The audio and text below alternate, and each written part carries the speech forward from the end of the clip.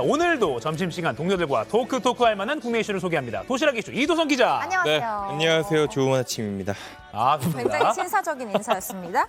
네, 당신이 잡는 사이 벌어진 나라 밖 소식들 재미있게 전해드리는 월드클래스 이온주 캐스터와 함께하고 있습니다. 안녕하세요. 안녕하세요. 활기찬 아침입니다. 반갑습니다. 두 분 오늘 다 정중하시네요. 격식 있네요, 오늘. 네. 네. 자, 도시락보이 오늘 네. 첫 번째 도시락 열어볼까요? 네, 첫 번째 도시락부터 뒤집어 보도록 하겠습니다. 곰돌이 도시락인데요. 하나, 둘, 셋. 빠밤. 네, 벽돌 더미의 날벼락인데요. 이건 조금 안타까운 소식입니다. 어제 오전 부산의 한 공사장에서 사고가 났습니다. 이 크레인으로 벽돌을 들어 올리려다가 15m 높이의 벽돌 더미가 쏟아졌는데요. 먼저 화면으로 보여드리겠습니다. 네, 바닥에 흩어져 있는 게 바로 벽돌입니다. 산산조각이 났죠. 이 한쪽엔 벽돌이 가득 쌓여 있는 것도 보이고 있는데 이걸 올리려다 사고가 난 겁니다. 이 부산 남포동에 있는 20층짜리 건물 옥상에 조경 공사를 하기 위해 벽돌을 들어 올리려다가 떨어졌습니다. 목격자 인터뷰 들어보시죠. 뭐 어마어마했어 여기. 사무실에 사람이 없고 여기까지 막 그냥 이까지 돌이 튀어왔다니까. 근데 남포동이면 사람도 많고 좀 대표적인 부산의 번화가인데 네. 인명 피해도 안타깝게도 있었죠. 네, 안타깝게도 인명피해가 있었습니다. 이 쏟아진 벽돌에 하청업체 20대 노동자 한 명이 숨졌습니다. 행인 두 사람도 다쳤다고 하고요. 이 나무 받침대가 부러지면서 사고가 난 걸로 파악됐습니다. 이 낙하물 방지망이 있었습니다. 지금 보이고 있는데 구멍이 났죠. 그래도 사고를 막지 못했습니다. 근데 저는 좀 이해가 안 되는 게 이렇게 벽돌을 위로 올리는 작업이면 사고 위험성이 얼마든지 있는 거잖아요. 맞아요. 아예 네. 통제를 했어야 됐던 거 아닌가요? 네, 그래야 했어야 되는 게 아닌가 저도 생각이 드는데요. 낙하물 위험이 있는 곳 아래는 출입 금지 구역으로 정해야 하는데 지켜지지 않았습니다. 문제가 이뿐만이 아니었는데요. 아까 낙하물 방지망 보셨죠? 구멍이 뚫렸는데 법에 따르면 이 위에 하나가 더 있어야 됐대요. 근데 그게 없었던 거죠. 법을 지키지 않았습니다. 이거 아주 제대로 처벌해야겠죠. 일단 사고 현장이 공사 금액이 50억 원이 넘기 때문에 이게 중대재해처벌법 적용 대상이라고 합니다. 근로감독관이 출동해서 사고 내용을 확인하고 작업 중지를 실시했다고 하고요. 이 노동부와 경찰은 현장 관계자 등을 상대로 안전수칙 준수 여부 등을 조사하고 있습니다. 네, 또 한 명의 노동자가 이렇게 집으로 돌아가지 못했습니다. 다시 한번 명복을 빌겠습니다. 다음 도시락 보여주시죠. 네, 두 번째 도시락 햄버거 도시락인데요. 네. 바로 뒤집어 보도록 하겠습니다. 하나, 둘, 셋. 빠밤. 네, 맨발의 여성입니다. 이 한 여성이 맨발로 서울의 한 백화점을 돌아다녔습니다. 이게 네. 지난 13일에 있었던 일인데요. 사진 몇 장 먼저 준비했습니다. 보여드리겠습니다. 네, 분홍색 원피스를 입은 여성, 백화점을 거닐고 있는데 잘 보면은 신발을 안 신고 있어요. 그러네요. 맨발이에요. 네, 근데 또 바닥에 저렇게 누워있기도 합니다. 저기 바닥에 누워있는 거예요, 백화점에서. 왜요? 네, 뭐 전화를 거는 모습도 보이죠. 그리고 다음 사진 이게 매장 진열대인데 신발이 죄다 쏟아졌어요. 그리고 진열대도 쓰러져 있죠. 사진만 봐도 좀 현장에서 얼마나 네네. 난감하고 좀 이상한 일이 벌어졌을지 알 것 네. 같은데 정확히 어떤 일이 있었던 건가요? 저 여성이 이제 벌인 일인데 이게 제품에 대한 불만 때문에 벌어진 일로 알려진 상황입니다. 이 네. 여성이 인터넷에 영상도 올렸는데요. 백화점의 동의를 얻었다 뭐 이렇게 제목을 달기는 했는데 영상 먼저 보시죠. 네, 맨발로 향하는 장면이 보이는데 고객센터로 가는 것 같습니다. 네. 한번 내용도 한번 들어보시죠. 와 인수인계도 안 된 거야? 내가 올라가서 그냥 한 쳐놓을게. 네, 욕설 섞인 말을 하죠. 그리고 해당 매장으로 이동해서 직원들을 향해서 욕설 섞인 말까지 늘어났습니다. 학생 비유까지 맞추면 내 돈 알아야 돼?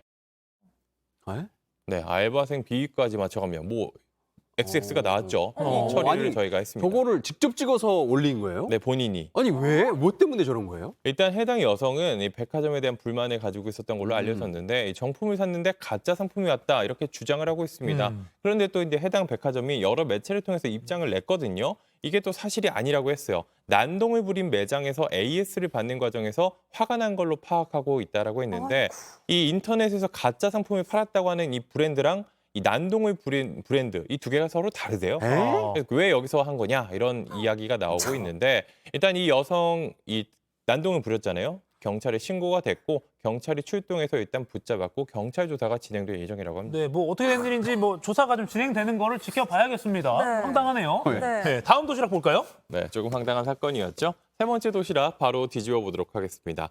하나, 둘, 셋. 빠밤. 네, 아무리 디스라지만입니다. 이 디스라는 거 아시죠? disrespect. 맞습니다. 이 무례함을 뜻하는 영어 단어 디스리스펙에서 딱 나온 건데 네. 이게 주로 음악계, 특히 이제 힙합 문화에서 상대방을 공개적으로 저격하는 내용을 담은 곡을 발표하는 걸 말합니다. 그래서 뭐 누구를 디스한다 이렇게 표현을 많이 하거든요. 근데 래퍼 노엘이 발표한 디스곡이 지금 논란이 되고 있습니다. 직접 한번 들어보시죠. 로고로 나오면서 어디다 대고 이간질 전두환실이었다면 네가 나 건드리면 같이 바로 지하실 니네가 예, 가사 보셨죠?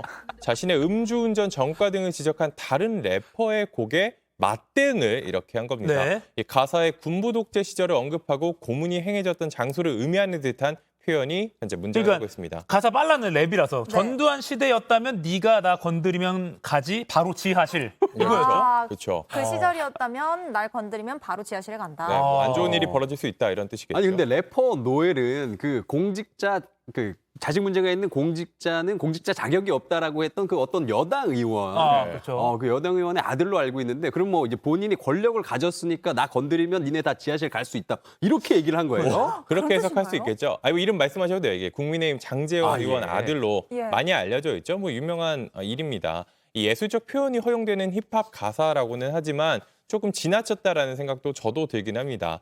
노엘은 앞서 지난 2021년이었죠. 음주 교통사고를 내고 음주 측정을 거부하면서 경찰에 폭행한 혐의로 실형을 선고받았습니다. 이 논란 말고도 가사 때문에 또 다른 논란도 있었잖아요. 네, 맞습니다. 최근 공개한 새 앨범의 수록곡이었는데요. 네. 이게 가사가 하루, 이틀, 3일, 사흘, 일주일이 지나가 이런 부분이 있어요. 4일이면 나흘이죠. 그렇죠. 하루, 이틀, 사흘, 나흘이 사실 맞는 표현이죠. 3일, 4일보다는 사흘, 나흘이 맞는 표현인데 이 사흘의 사를 뭐 숫자 4로 혼동한 게 아니냐라면서 이제 문해력을 지적하는 목소리가 나오기도 했습니다. 아, 문해력 관련해서 이따가 상클 라이프 시간에 전문가 모시고 얘기할 건데 같이 좀 봐주시면 좋겠네요. 이 와중에 3일, 사흘. 우리 이 래퍼님도. 네. 알겠습니다. 마지막 도시락 열어주시죠. 네, 마지막 도시락. 귀여운 강아지 캐릭터 도시락인데요. 바로 뒤집어 보도록 하겠습니다. 하나, 둘, 셋. 빠밤. 네, 1006박입니다. 오! 이게 뭐 영화 관객 수는 아니고 네. 우리나라 1인 가구가 이제 1000만 돌파를 눈앞에 뒀다고 합니다. 1인 가구. 국내 10가구 중 4가구가 혼자 산다고 하는데요. 표로 먼저 보여드리겠습니다. 네. 네, 이게 행정안전부가 발표한 2022년 12월 기준 주민등록 인구 통계인데요. 1인 가구 수가 972만이 넘었습니다. 우와. 이게 전체의 41%고 또 표를 보면 2016년 744만 명, 전체의 한 35%에서 점차 늘고 있습니다. 우리나라 1, 2인 가구가 지난해 전체 65.2%였는데요. 네. 반면 3, 4인 가구는 해마다 줄어들고 있다고 합니다. 생각해보면 이도성 기자는 둘이 살고 2인 저도, 가구죠. 예, 혼자 살고 또 김하은 앵커 동네에서 이제 혼자 살고 예. 4인 가정은 지금 이가영 앵커밖에 없어요. 그러네요. 맞아요. 그러네요. 3, 4인 가정이 이제 한 명밖에 없긴 한데 이 가구당 평균 세대원 수가 현재 2.17명. 이게 사상 최저치래요. 가장 낮은 수치라고 합니다. 이 취업이나 학업 등 다양한 이유로 가족과 떨어져 사는 사람들이 뭐 많아졌기 때문으로 볼 수 있겠죠. 또 전체 인구도 점점 줄고 있습니다. 제가 표를 하나 더 준비했는데요. 네, 보고 설명드릴게요. 예. 네, 이게 주민등록 인구수입니다. 이게 2019년 5,185만 명으로 정점을 찍고 점점 줄었어요. 늘다가 줄었어요. 그리고 지난 2년 동안 20만 명 정도씩 줄어서 5,144만 명이 됐습니다. 이게 대한민국 인구예요. 줄고 있네요. 줄고 있죠. 예. 반면 노인 인구는 계속해서 늘고 있다고 하는데요. 65세 이상 고령 인구가 927만 명으로 전체 18%. 이게 또 여성만 놓고 보면 65세 이상이 20.1%로 이 처음으로 초고령 사회 기준인 20%를 넘었다고 합니다. 인구는 줄고 나이는 들고 예. 출산도 지난해 역대 최대 감소폭을 기록했다고 하니까요. 뭔가 대책을 세워야 될 것 같습니다.